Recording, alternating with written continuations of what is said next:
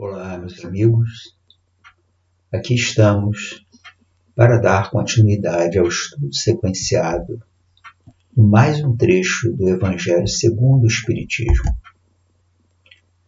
Nós vamos ver neste estudo a continuidade do capítulo 14, cujo título é Ninguém poderá ver o reino de Deus se não nascer de novo. No item que fala a respeito da ressurreição e da reencarnação. E nós vamos estudar os itens de números 12 a 15. Item 12. Aqui nós temos no item 12 uma passagem lá do Velho Testamento, de Isaías, no capítulo 26, versículo 9. Aqueles do vosso povo, a quem a morte foi dada, viverão de novo. Aqueles que estavam mortos, em meio a mim, ressuscitarão. Este é o início do trecho de Isaías, que estamos aqui estudando. Então, a ideia de que o espírito, ele reencarna várias vezes, de que a morte física não significa o fim do espírito, significa somente uma breve interrupção para que o espírito possa, posteriormente, dar continuidade ao seu progresso como espírito imortal que ele é. E essa ideia já pairava nas mentes dos seres encarnados muito antes da existência, ou melhor, muito antes da vinda do nosso amantíssimo Mestre, Senhor Jesus Cristo. Muito antes. Lá atrás, em Isaías, já havia essa ideia. E continua aqui Isaías na sua orientação. Despertai do vosso sono e entoai louvores a Deus, vós que habitais no pó, ou seja, na matéria. Porque o orvalho que cai sobre vós é um orvalho de luz, e porque arruinareis a terra e o reino dos gigantes. Essa é a passagem de Isaías. E aqui nós temos um comentário de Kardec, no item 13, a respeito dessa passagem. Item 13. É também muito explícita esta passagem de Isaías. Aqueles do vosso povo, a quem a morte foi dada, viverão de novo. Olha, essa frase é tão clara, tão límpida, que parece impossível que alguém tenha conseguido subvertê-la, distorcê-la. Aqueles do vosso povo a quem a morte foi dada viverão de novo. É tão simples, tão claro. E continua aqui Kardec na sua explicação. Se o profeta houvera querido falar da vida espiritual, se houvera pretendido dizer que aqueles que tinham sido executados não estavam mortos em espírito, teria dito, ainda vivem, e não viverão de novo. Então Isaías falava da morte física, que aqueles que fisicamente morreram, iriam retornar à vida, iriam viver de novo. O trecho é bastante claro, limpo. E continua aqui Kardec na sua explicação. Ó. No sentido espiritual, essas palavras seriam um contrassenso, pois que implicariam uma interrupção na vida da alma. Olha só, se ele estivesse, não é, falando da morte do espírito, isso seria algo inimaginável, algo que iria completamente contra o bom senso. Nós somos filhos de Deus, nós somos imortais. Uma vez que Deus nos criou, jamais haverá nenhuma interrupção na nossa vida como espíritos imortais que somos. O próprio nome diz, imortais, nós somos imortais. Então,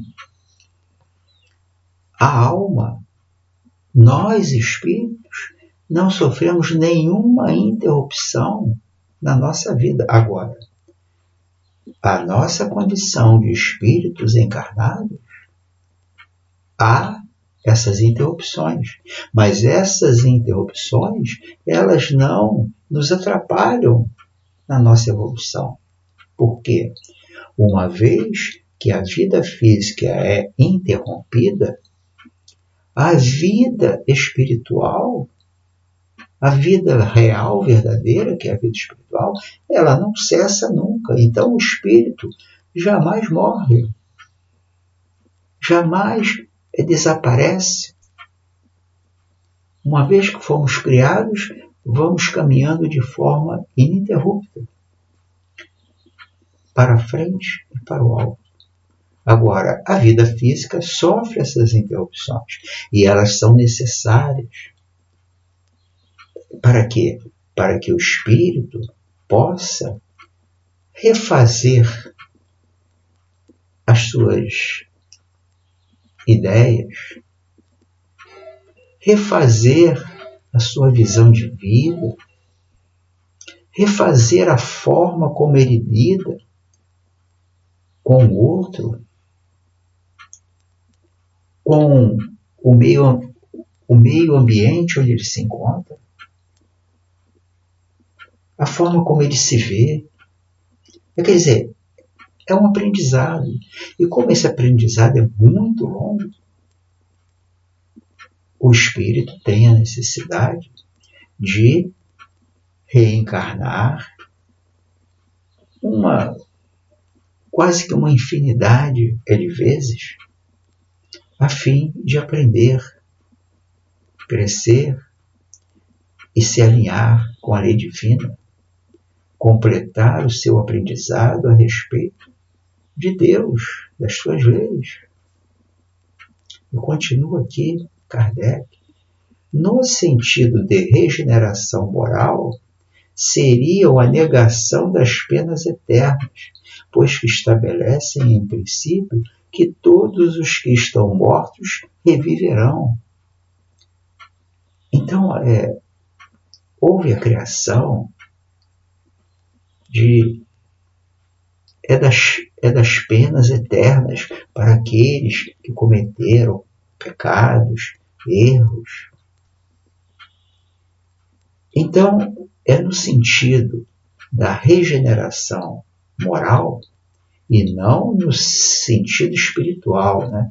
O sentido é regeneração moral do espírito.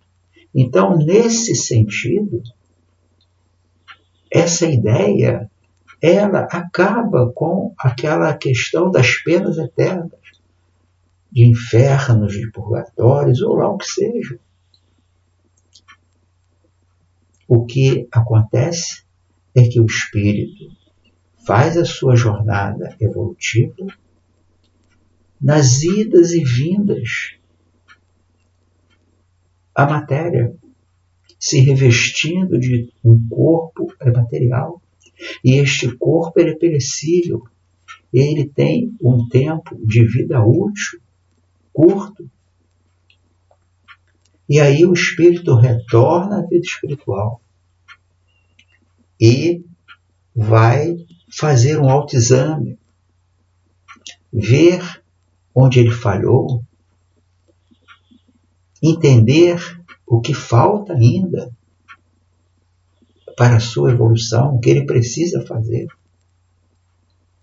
Olha, essa ideia, ela é tão alinhada com a bondade divina desse Pai generoso e bom que nos dá várias oportunidades para que a gente possa evoluir, que parece algo surreal, fora do contexto, não admitirmos a bondade divina através da reencarnação.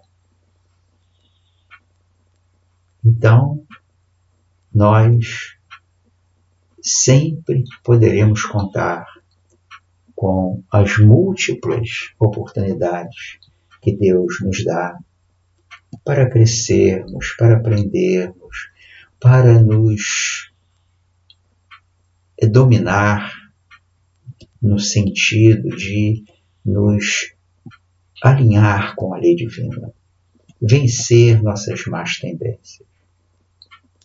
Nós temos inúmeras oportunidades para fazer isso. E esta tarefa tão ampla, tão profunda, não pode ser cumprida numa única existência física, é impossível. Então a reencarnação é uma questão de bom senso, de lógica, é uma realidade inegável.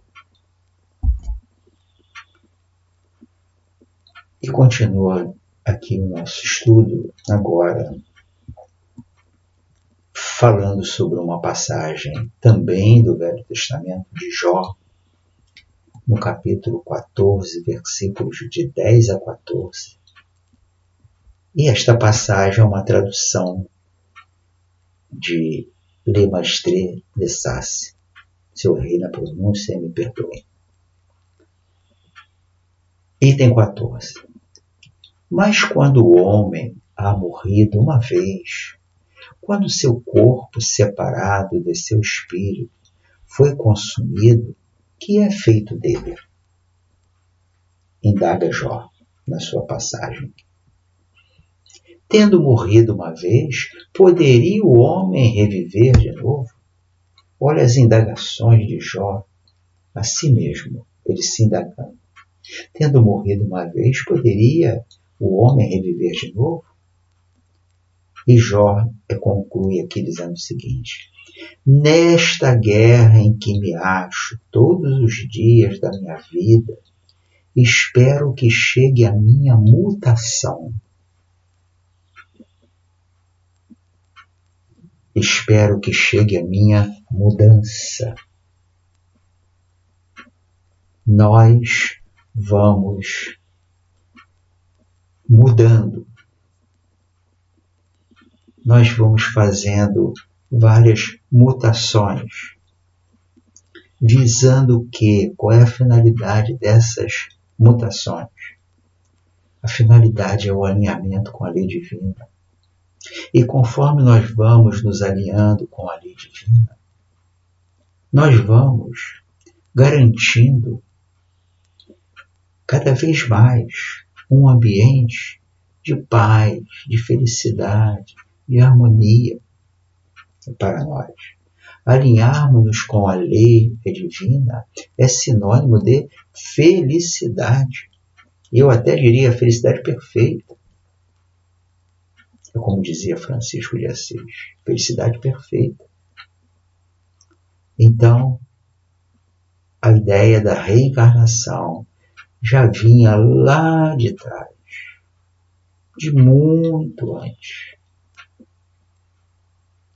Os filósofos da Grécia Antiga, muitos deles defendiam, acreditavam na reencarnação. Então a reencarnação não é uma invenção, uma criação mental recente. Não. Esta ideia já pairava nas mentes dos grandes pensadores.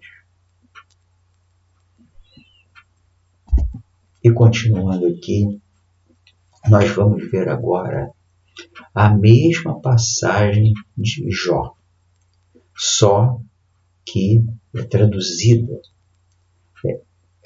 é tradução protestante de Osterwald. Me perdoem também, mais uma vez, se eu errei na pronúncia.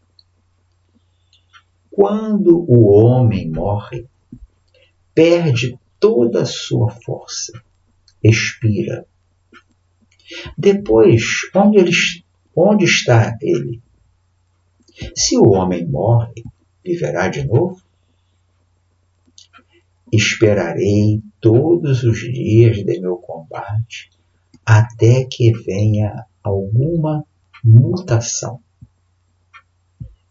Essa é a tradução, é protestante. Mas, mesmo a tradução protestante não invalida a questão da reencarnação. Ela continua aqui presente. E ainda temos uma outra tradução, uma tradução da igreja grega, é a versão da igreja grega. É o mesmo texto de Jó, né? Só que agora vamos ver na tradução da igreja grega.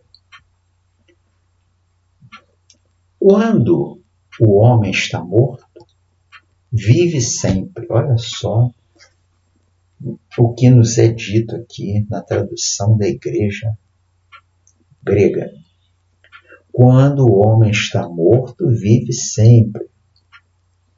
O que isso quer dizer? Que nós não morremos nunca. O que morre é só o externo, a capa, o corpo físico. E continuando aqui, essa versão da igreja grega. Acabando os dias da minha existência terrestre, quer dizer, após a minha morte, esperarei, porquanto a ela voltarei de novo. Olha como a ideia da reencarnação era disseminada. Ela estava espalhada nas mentes dos seres aqui encarnados, de todos nós. E aqui nós temos um comentário de Kardec acerca dessas três versões. Item 15. Nessas três versões, o princípio da pluralidade das existências se acha claramente expresso. Claramente expresso. Ninguém poderá supor que Jó haja querido falar da regeneração pela água do batismo, que ele de certo não conhecia. Olha só, criaram uma ideia de que havia regeneração pela água do batismo. Mas a época de Jó ainda não tinha batismo. Isso foi criado lá na frente, após Jesus, pela Igreja Católica. E continuando aqui, olha. Tendo o homem morrido uma vez, poderia reviver de novo? Essa é a grande pergunta. E aqui nos é dito o seguinte: a ideia de morrer uma vez e de reviver implica a de morrer e reviver muitas vezes. Claro, nós morremos, fisicamente falando, revivemos. Como esse corpo ele é perecível, ele tem uma duração curta, nós vamos ter que sair dele. E esse corpo vai morrer. E nós voltaremos. depois de um tempo, este tempo é variável para cada um de nós, voltaremos a ter novamente um corpo físico, reencarnar. É o vai e vem da reencarnação. É como se fosse o vai e vem das idas diariamente à escola para fazermos o nosso aprendizado. A nossa escola terrestre. E continuando. A versão grega ainda é mais explícita, se é que isso é possível. Realmente, a versão grega ela é muito clara. Dessa passagem é de Jó. Eles fizeram essa tradução, essa versão, e ela é bastante clara, lógica.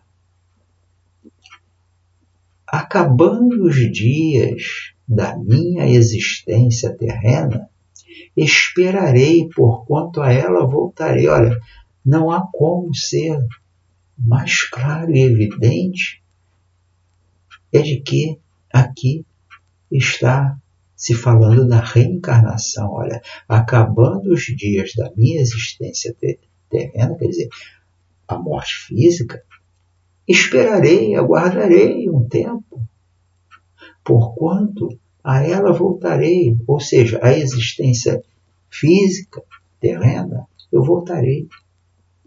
Ou voltarei à existência terrestre.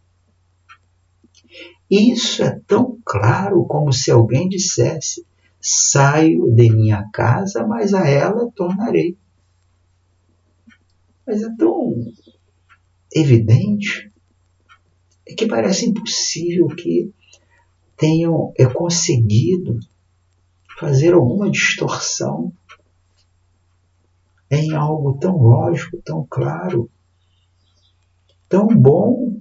Olha só, é muito bom nós sabermos que Deus nos dá inúmeras oportunidades para que a gente possa evoluir, para que possamos aprender as leis divinas, que é um aprendizado muito longo. O conhecimento universal, divino, ele não vai terminar nunca, porque Deus criou uma vida infinita, porque o universo ele é infinito. Então, nossa existência, nossa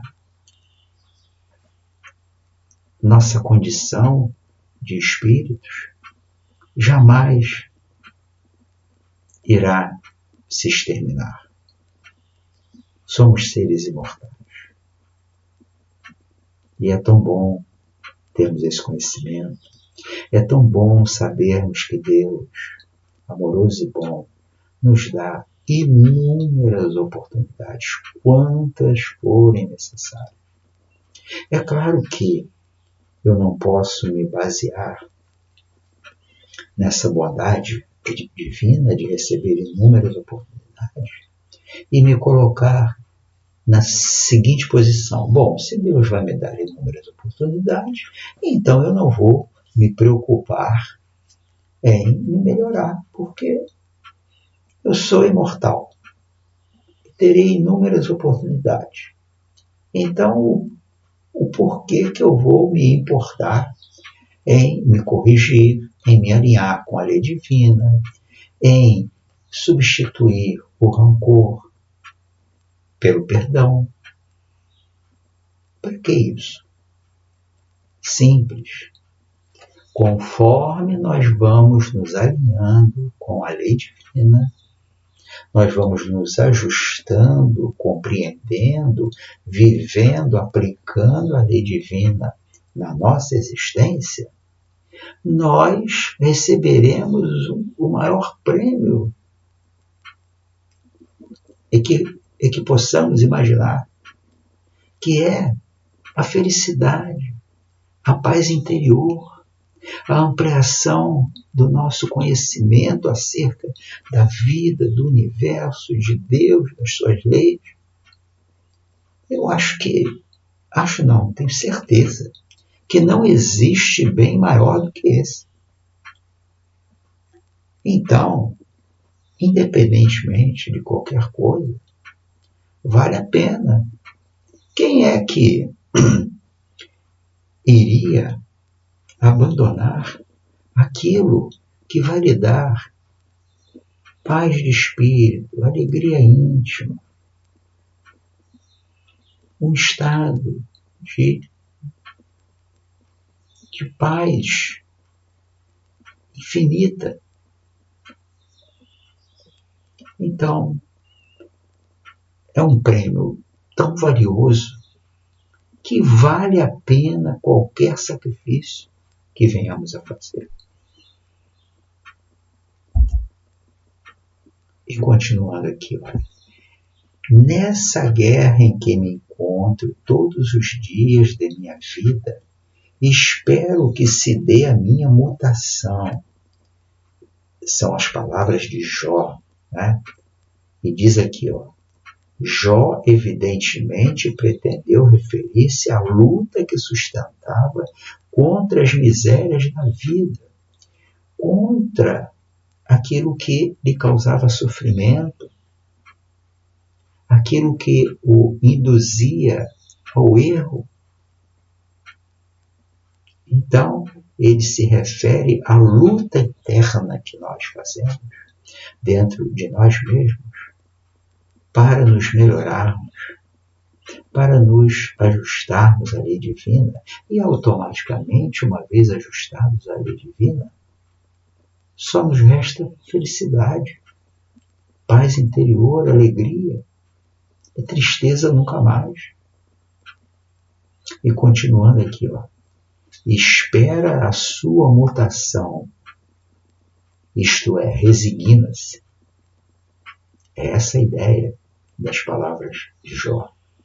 Espero a minha mutação, quer dizer, ele está resignado. Ele aceita aquele momento em que ele precisa reflexionar, repensar, para seguir outros caminhos que o vão conduzir à paz interior, à felicidade perfeita.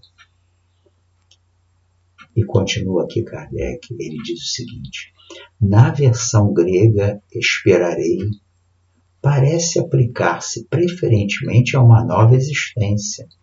Sim, ele aguarda uma nova existência física, porque a existência com espíritos imortais, ela nunca vai cessar. Quando a minha existência estiver acabada, esperarei, porquanto a ela voltarei. Lógico que Jó estava falando da existência física, porque o que se acaba é só a existência física. A existência espiritual, espíritos imortais que somos, essa vida jamais se acabará. Jamais.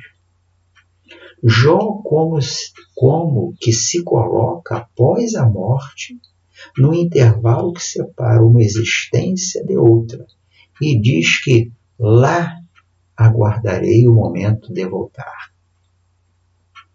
Então a ideia da reencarnação já era conhecida lá no passado distante, antes da vida de Jesus. E o povo hebreu abraçou essa ideia. Eles acreditavam, na sua esmagadora maioria, na reencarnação. E aí a gente fica pensando, né? Como é que pessoas puderam ter a capacidade de rechaçar a reencarnação,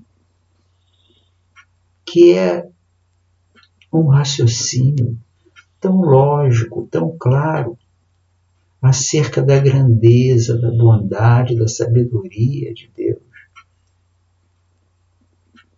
E para nós, então, essas inúmeras oportunidades de aprender, de crescer, evoluir e caminhar na direção de Deus. Olha, isso é tão consolador, isso é tão evidente. Se Deus não tivesse criado a reencarnação, acho que acabou. Acabou. O que faríamos nós? Quem de nós desencarna perfeito? Quem de nós desencarna com toda a sabedoria? Quando é que nós, seres humanos, iríamos alcançar a sabedoria divina na sua totalidade? Nunca. Então precisamos sim de reencarnar a fim de reparar nossas falhas, a fim de repensar nossa jornada, a fim de consertar nossos erros, muitas vezes, a grande maioria das vezes, através da dor, porque nós, infelizmente, só compreendemos as nossas falhas quando elas nos machucam, nos causam sofrimento e dor. Então, Deus é perfeito e a reencarnação, ela se encaixa perfeitamente dentro da perfeição divina, da bondade divina. Sem a reencarnação, não sei se poderíamos imaginar um Deus perfeito sem a reencarnação. Precisamos ter várias experiências evolutivas. O aprendizado é muito longo. Não acreditar na reencarnação é imaginar que uma criança indo à escola somente no primeiro dia ela já poderá alcançar todo o conhecimento que o aguarda lá na frente, quando estiver mais velho. É impossível. Nós precisamos de retornar várias vezes à escola física para fazermos o nosso aprendizado, porque ele é muito longo. Não há como. Somente uma existência não dará conta de aprendermos tudo e de vencermos todas as nossas imperfeições. E aqui fechamos mais um estudo sequenciado do nosso Evangelho segundo o Espiritismo. Agradeço muito a atenção de vocês e aguardo. Se tiverem alguma dúvida, se quiserem discutir algum ponto, aguardo a presença de vocês no canal em que esses estudos estão armazenados. Muita paz. Fiquem com Deus.